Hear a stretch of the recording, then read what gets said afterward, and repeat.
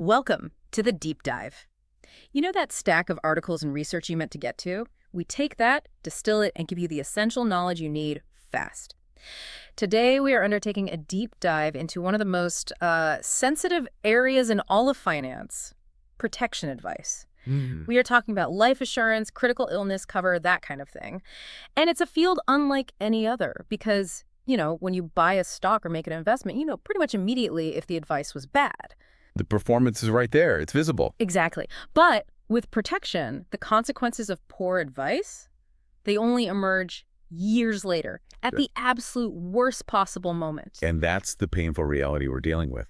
When a client is facing a terminal illness or, incapacity or financial distress because of a death in the family, that's when the protection plan is stress tested. Right. And if the policy fails, if the claim is denied because the advice was flawed all those years ago, the harm is just immediate. It's catastrophic, and often it's irreparable. So our mission today is to explore the crucial regulatory and ethical frameworks that are designed to ensure, integrity and transparency here.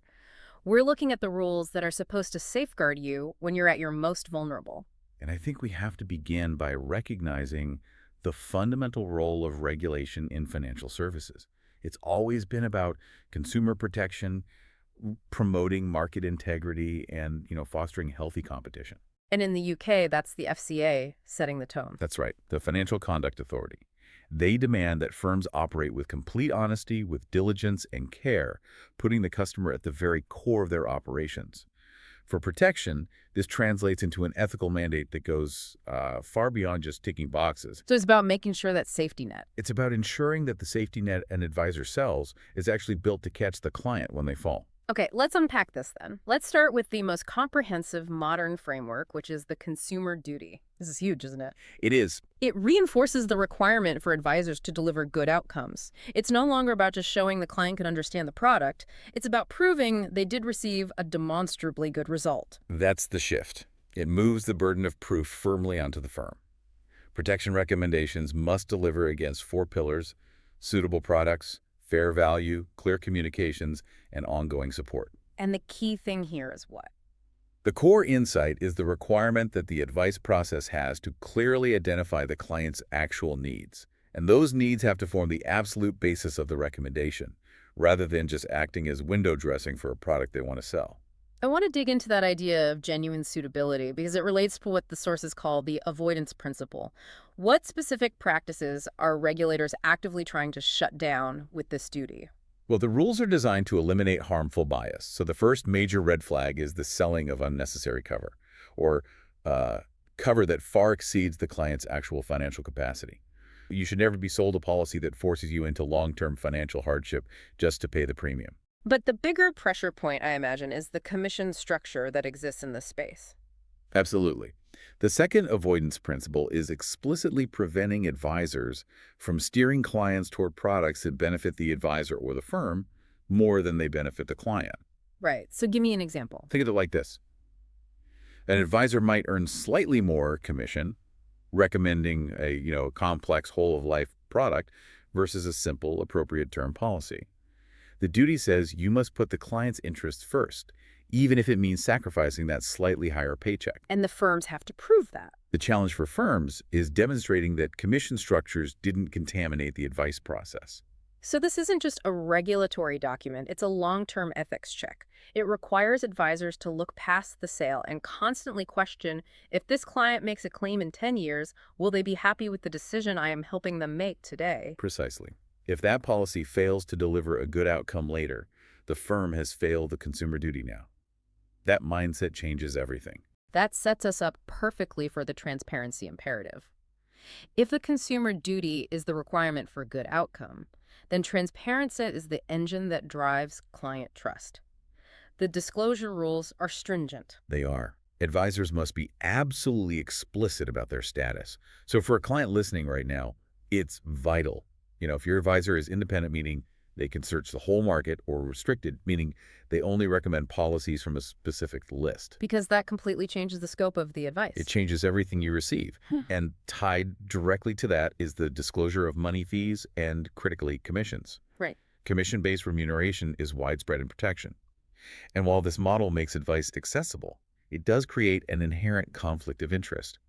The regulation demands not just that the commission is disclosed, but that the firm actively manages that conflict so it doesn't, even subconsciously, bias the advice. So the conversation stays focused on your needs, not their bottom line. Beyond the advisor's status, what specific details about the policy itself must be crystal clear? We know about premiums, but what are the often overlooked bits? Well, you need clarity on features, exclusions, limitations, cancellation rights. But there's a massive regulatory emphasis on two areas that can destroy a client's plan. Okay. Underwriting implications, which we'll get to in a minute, and long-term affordability. Okay, so it's not enough to just quote the monthly premium. Simply not enough. Why is that so critical for protection products? Because many long-term products, like some income protection or whole-of-life covers, are written on a reviewable basis. That means premiums can rise significantly over time. Sometimes to a point where they're unaffordable. To completely unaffordable levels. If an advisor sells you a policy today that you can't afford in 5 years, that is a failure of advice. The advisor must stress test the policy against your future potential budget, not just your current one. That's how you prevent long-term failure. And this is where the human element and the ethical stakes get truly high. The underwriting process. This is the moment when non-disclosure becomes a major crisis. This is truly the highest risk area for the client. Underwriting is the process where the insurer assesses your risks, your medical history, lifestyle, occupation, to decide if they'll insure you, at what price, and with what conditions. And failure to disclose. Failure to disclose any relevant information, even if it was unintentional, can lead to the insurer voiding the policy later on the grounds of misrepresentation. And the consequence of that is just devastating. The family is left unprotected at the moment they need it most. Can you give us an example of how a small, honest mistake here can just ruin everything? Sure. Imagine a client applying for critical illness cover. They're asked about their medical history. They genuinely forget to mention that, say, 5 years ago, they saw a physiotherapist a few times for some back pain. They thought it was a minor sports injury. A decade later, they suffer a stroke and file a claim. The insurer investigates the medical records, finds the undisclosed physio visit, and because the back pain might have been related to a pre-existing condition, they void the entire policy. Wow. And the advisor's failure to probe that history correctly is what allowed that tiny omission to become a catastrophic failure years later. So the advisor isn't a doctor, but they are the crucial link. What is their specific regulatory mandate in that conversation? They have to act as an aggressive advocate for honesty. They must communicate the critical importance of being 100% accurate. They need to explain questions clearly, revisit any ambiguous answers, and crucially check against the client's existing medical summary if they can. They have to prevent that unintentional mistake. And there's a real tension there. A huge ethical balance. The client wants the lowest premium possible, but the advisor's core duty is to ensure accurate risk representation, even if it means a higher premium now. So it sounds like it's fundamentally unethical to ever guide a client toward, omissions or vague answers just to shave a few pounds off the monthly cost. It is. Ethical advice requires adopting the mindset of protecting the client's future claim, not just their present-day premium. If the advisor isn't thinking about protecting the claim, they aren't practicing ethically. That long-term perspective is what separates a true professional from a salesperson. Building on that human element, we need to discuss client vulnerability, which is a massive focus for regulators right now. It's a reality that people seek this advice during emotionally charged life transitions, a new baby, marriage, but also, bereavement or a scary health diagnosis. And those transitions create significant vulnerability.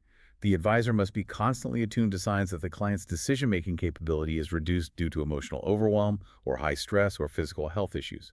The requirement is to adapt the process completely. So you have to slow things down. You must slow the pace down, simplify all explanations, and eliminate any sense of rushing or persuasion. And what happens when the vulnerability is due to something other than emotion, like, say, financial or educational barriers? The duty is the same. The regulator emphasizes that good outcomes must be delivered for all clients, including those vulnerable due to health, stress, financial instability, or even language barriers or low financial literacy. So if a client is clearly confused by a term... Right, like joint life, second death, the advisor can't just move on. They have to pause and confirm comprehension.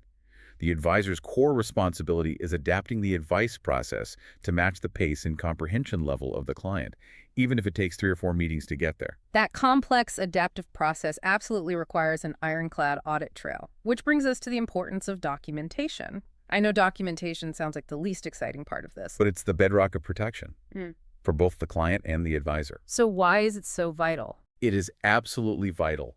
Advisors have to create a clear audit trail demonstrating the reasoning behind every single recommendation. This means documenting how your objectives were identified, what alternatives were considered, how suitability was assessed, and, crucially, exactly how the risks around non-disclosure and long-term affordability were explained. And this audit trail is so essential years down the line. Because protection is a long-term contract. 10 years later, a client might forget why they chose a certain waiting period for income protection, or why they decided against critical illness cover. The advice file must contain the evidence that you were given the rationale for your decision. And from the regulator's point of view, If that justification wasn't written down in the suitability report, it didn't happen. Documentation demonstrates due diligence and professionalism during any dispute. It's that simple. let's shift now to ethics that extend beyond the initial sale, specifically ensuring ongoing value. How do advisors make sure clients are getting genuine value for money throughout the policy's life? Value is paramount under the consumer duty. Advisors have an ethical obligation to ensure clients aren't paying for unnecessary or overlapping coverage. For example, if you already have a very robust death in service benefit through your employer, then taking out a massive personal term life policy might be unnecessary. The advisor has to coordinate those pieces. They do. And what about low-value products that are sometimes pushed because they are cheap to sell? Yeah, that's a huge issue. We see policies like accident-only cover, which may be cheap, but provide very limited value. If a client is injured at work, the policy covers that. But if they suffer a stroke or develop cancer, the major drivers of claims, those policies offer nothing. So an ethical advisor would do what? An ethical advisor has to assess that limited value and recommend comprehensive critical illness or income protection instead, even though it costs more, because it actually delivers security. And the service needs to continue throughout the policy's life, especially when the moment of truth arrives during a claim. This is the moment the advice is truly tested. When families face illness or loss, they are often emotionally exhausted and, administratively overwhelmed. Ethical ongoing service means the advisor acts as the client's advocate, So they help with the paperwork. helping them gather medical evidence, liaising with the insurer, challenging potential delays, and ensuring the family receives every penny they are entitled to. This claim support truly fulfills the purpose of protection advice.